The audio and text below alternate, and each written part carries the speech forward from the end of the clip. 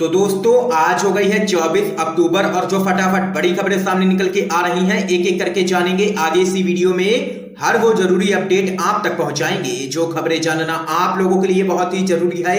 लेकिन उससे पहले दोस्तों आप लोगों से एक छोटा सा निवेदन है कि अगर आप लोग भी बिहार के विधानसभा चुनाव में एक बड़ा सत्ता परिवर्तन होता हुआ देखते हैं तो अभी इस वीडियो को लाइक करके चैनल को सब्सक्राइब करके बेल के आइकन को जरूर दबा दीजिए दोस्तों। और कमेंट बॉक्स में कमेंट करना बिल्कुल भी मत भूलिएगा। जय हिंद जय भारत। दरअसल दोस्तों पहली बड़ी खबर सामने निकल के आ रही है। कौन कहता है कि बिहार में बदलाव नहीं होगा? बिहार में बदलाव होकर के रहेगा। ये हम नहीं, ये बिहार की जनता कह रही है।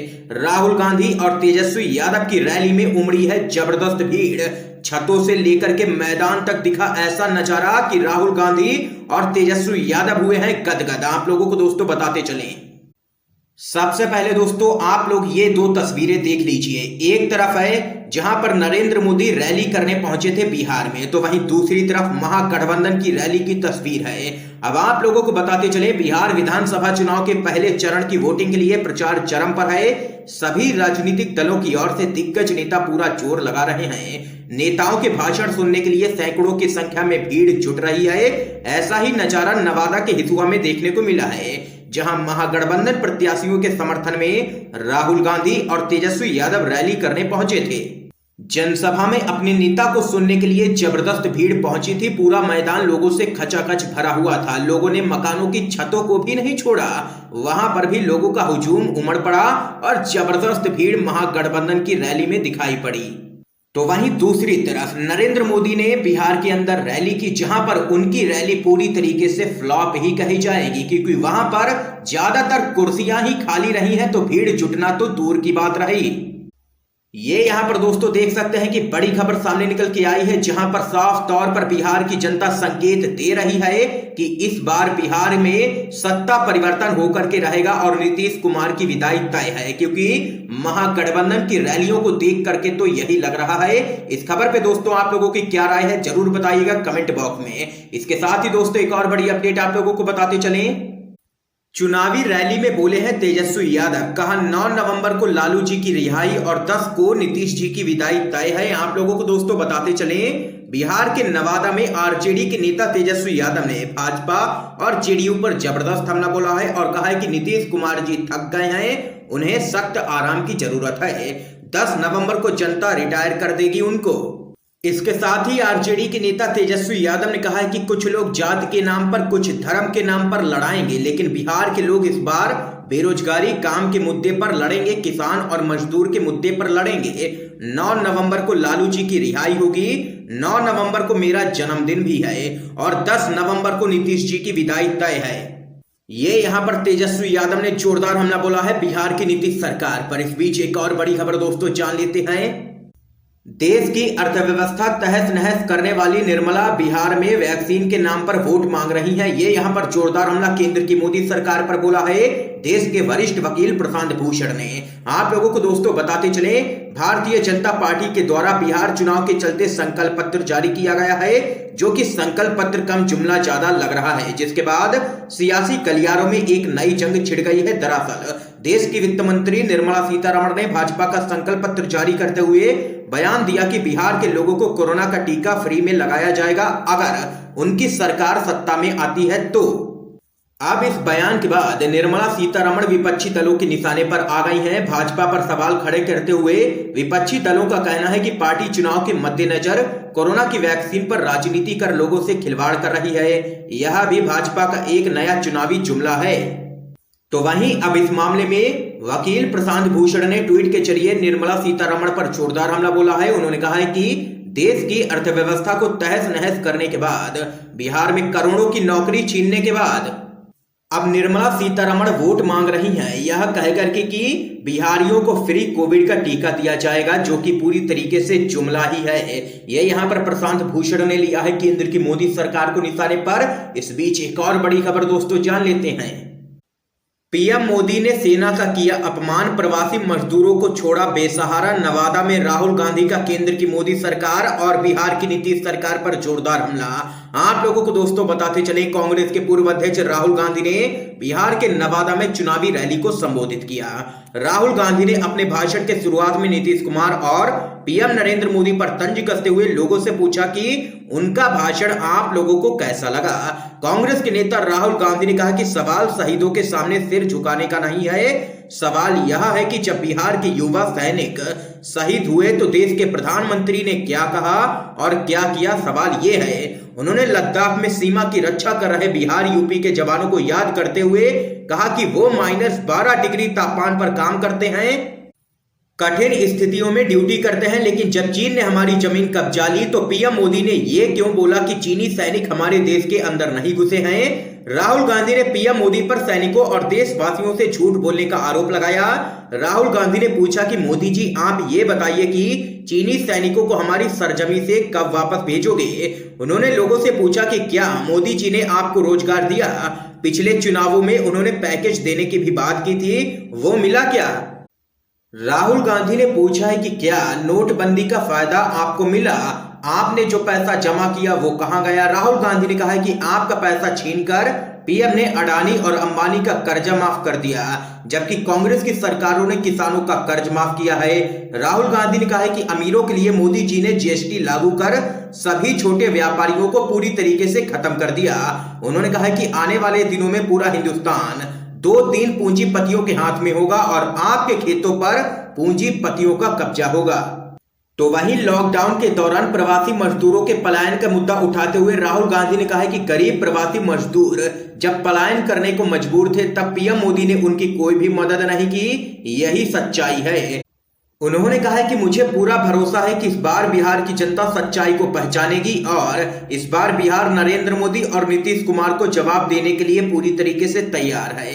ये यहाँ पर तमाम बातें कही है राहुल गांधी ने और हर मुद्दे पर केंद्र की मोदी सरकार और बिहार की नीतीश सरकार को घेरा है। इसके साथ ही दोस्तों एक और बड़ी खबर आप लोगों को बताते चले, तेजस्वी यादव का मोदी सरकार पर तंज, रोजगार देना तो पकौड़े तलने को भी कहते हैं मगर हम सरकारी नौकरी देंगे। आप लोगों को दोस्तों बताते चले, बिहार में महागठबंधन की तरफ से मुख्यमंत्री उम्मीदवार बने तेजस्वी यादव लगातार राज्य के मौजूदा मुख्यमंत्री पर हमलावर हो रहे हैं। नीतीश सरकार लगातार राज्य में रोजगार के मुद्दे पर विपक्ष के निशाने पर बनी हुई है। इस बार चुनाव में महागठबंधन ने राज्य के युवाओं को 10 लाख सरकारी नौकरियां देने का वादा किया है।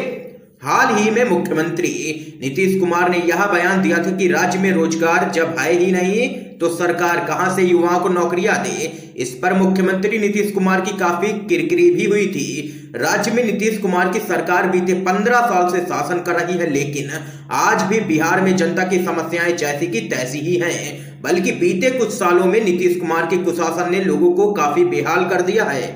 तो वहीं दूसरी तरफ आरजेडी के नेता तेजस्वी यादव अपनी हर जनसभा में यह ऐलान कर रहे हैं कि अगर राज्य में उनकी सरकार बनती है तो वह 10 लाख सरकारी नौकरियां युवाओं को देंगे तत्काल। तेजस्वी यादव का कहना है कि रोजगार और सरकारी नौकरी में फर्क है। भाजपा जो कह रही है वो तो पकौड़ा बेचना भी हुआ, कोशिश करेगी, प्रयास करेगी। हम लोगों ने पहले भी भाजपा का 1 साल में 2 करोड़ रोजगार का वादा देख लिया है। तेजस्वी यादव के इस वादे के लिए उन्हें युवाओं का जबरदस्त समर्थन भी मिल रहा है।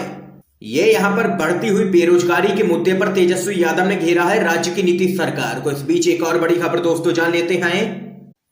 असदुद्दीन ओवैसी का पीएम मोदी पर जोरदार हमला, कहा अगर सत्ता नहीं मिलेगी तो क्या वो वैक्सीन नहीं देंगे। आप लोगों को दोस्तों बताते चले, एआईएमआईएम के प्रमुख ओवैसी ने पीएम मोदी और सीएम नीतीश कुमार पर जोरदार हमला बोला है।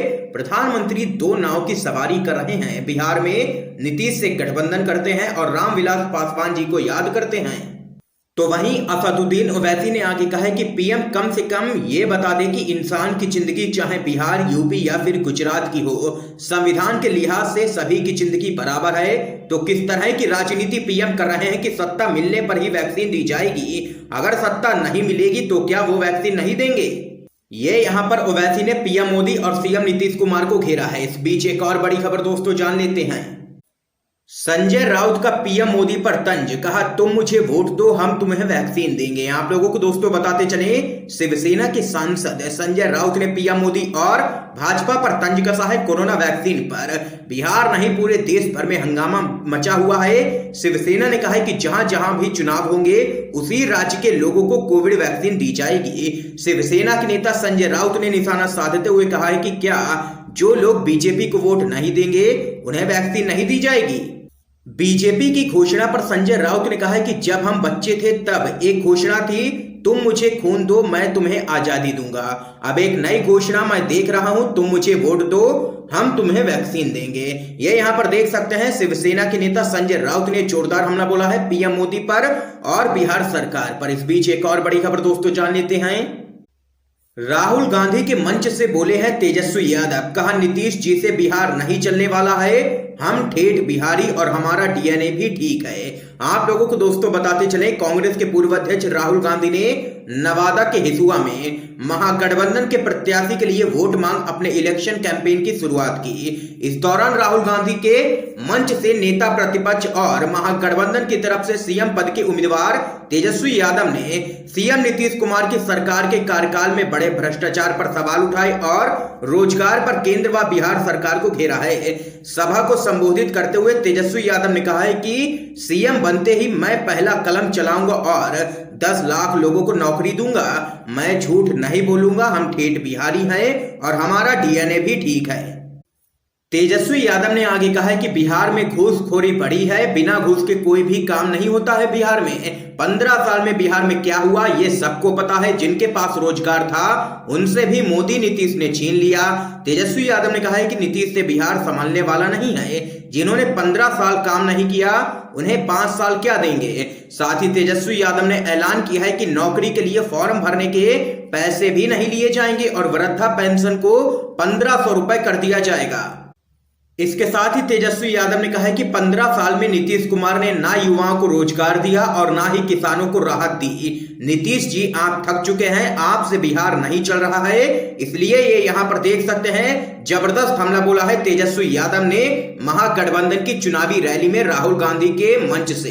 ये यहाँ पर दोस्तों बड़ी अपडेट सामने निकल के आई है। इसके साथ ही एक और जानकारी दोस्तों आप लोगों को बताते चलें।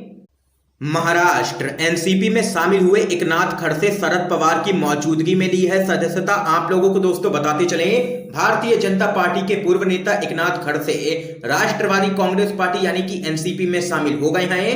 मुंबई में हुए इस कार्यक्रम के दौरान एनसीपी प्रमुख शरद पवार भी मौजूद थे। महाराष्ट्र में ओबीसी समुदाय का बड़ा चेहरा माने जाने वाले खड़से ने भाजपा को बुधवार को ही छोड़ने का ऐलान कर दिया था और महाराष्ट्र के अंदर बीजेपी के लिए एक बहुत बड़ा झटका ये माना जा रहा है। इसके साथ ही दोस्तों एक और बड़ी खबर आप लोगों को बताते चलें। बिहार विधानसभा चुनाव में पीएम मोदी ने छेड़ा कश्मीर और 370 का मुद्दा, तो महबूबा मुफ्ती बोली इनके पास दिखाने को और कुछ भी नहीं है। आप लोगों को दोस्तों बताते चले, बिहार के चुनाव में अनुच्छेद 370 का मुद्दा उछलने के बाद जम्मू कश्मीर की पूर्व सीएम महबूबा मुफ्ती ने पीएम नरेंद्र मोदी पर जोरदार हमला बोला है। नरेंद्र मोदी की ओर से बिहार में अनुच्छेद 370 और जम्मू कश्मीर के बारे में बयान देने के बाद महबूबा मुफ्ती ने कहा है कि नरेंद्र मोदी के पास बताने के लिए कुछ भी नहीं है, क्योंकि इन्होंने कुछ काम किया ही नहीं है। ऐसे में वह 370 के मुद्दे पर राजनीति कर रहे हैं। असल में इस सरकार ने राष्ट्र का कोई भी विषय ठीक से नहीं सुलझाया है। ये यहाँ पर महबूबा मुफ्ती ने जोरदार हमला बोला है पीएम मोदी पर। इसके साथ ही दोस्तों एक और बड़ी खबर आप लोगों को बताते चलें।